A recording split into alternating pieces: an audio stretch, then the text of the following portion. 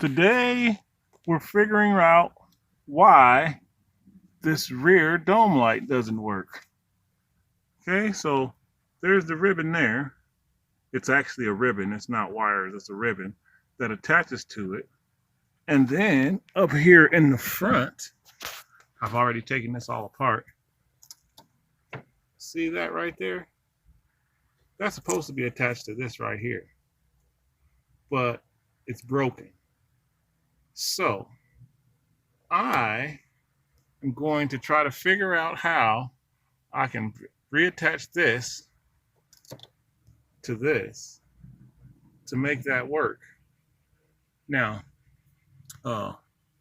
when I pulled out the dome light, this section here, I seen this just sticking out. It plugs in right there. This just plugs in right there, and then it was just hanging there.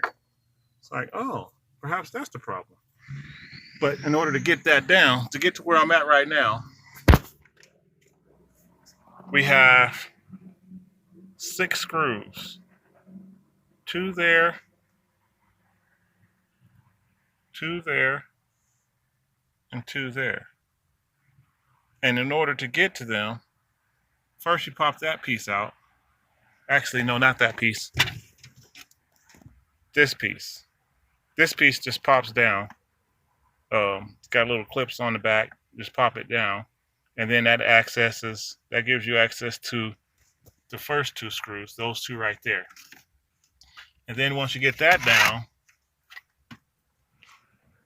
okay, you got those 2 screws that are in there.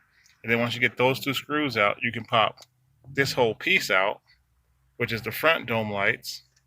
And then that gives you access to those 2 screws.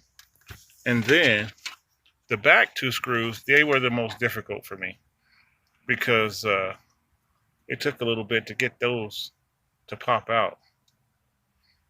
But now that I look at it, I was going about it the wrong way. I was prying down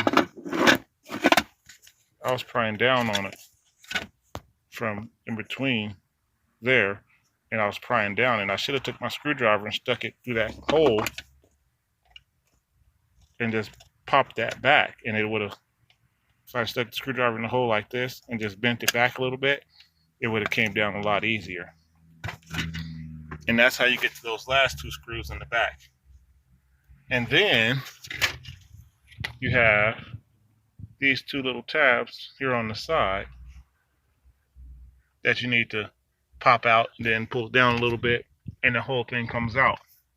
So now I'm about to go get my soldering iron and start seeing if I can make some little jumper wires to go across here. I'll let you know how it turns out when I find out. Okay, so that piece goes in there, and this is what I was saying earlier. To get it out, just do kind of like this.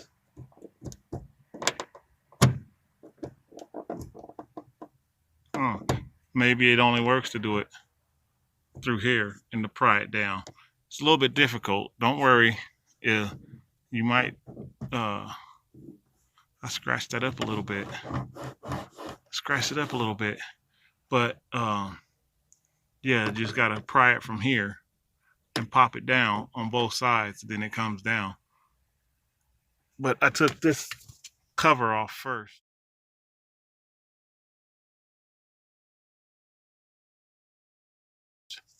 So I got to put that back, and it just pops out, bend it to the side a little bit, and it comes out.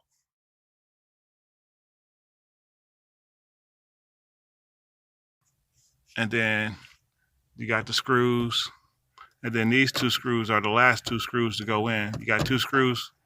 You got 2 screws here, 2 screws here, 2 screws here.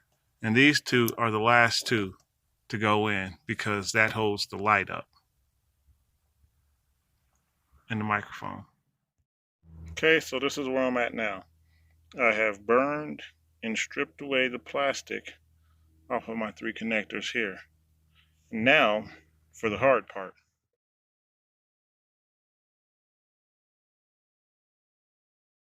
to do the same thing to this up here. And I'm going to try to do it without taking this whole thing out. So we'll see how that works out. Okay, so I put a little dab of solder onto the 3 connectors there. So now what I do is I take this and I use extra flux just because it makes it a little bit better, a little cleaner. And so I take and I just dip it. I'm sorry. Like that. Just get a little bit of flux on all 3 of those. Right? So then when I go, once I get this other part, the top part cleaned up, it won't take a lot of heat in order to get that to bond and solder together. So that's where I'm getting ready to go and take care of the top part, and then I'll just stick this together and solder it. Okay, so there we go. We got that part done. Now, to figure out how I'm gonna hold it up here and solder it together at the same time. I'll get it done. Bet you that. Okay, so there it is. Got them all connected. Let me see if I can. Yeah, I think they're pretty well isolated, separated like they're supposed to be. So now for the test.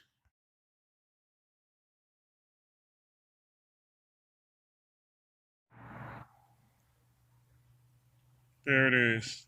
I ended up putting a little piece of wire on there to extend it and then heat shrinking the ends of it, because for some reason I made it have a little bit of contact in between. So when I turned the lights off, they would either go dim or they would stay on. And so I just added these little pieces of wire in there. And so I could definitely make sure that I isolated each individual wire. And now it works fine, like it's supposed to.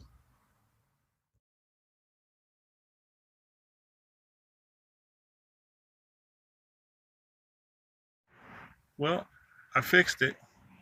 See, got it plugged in.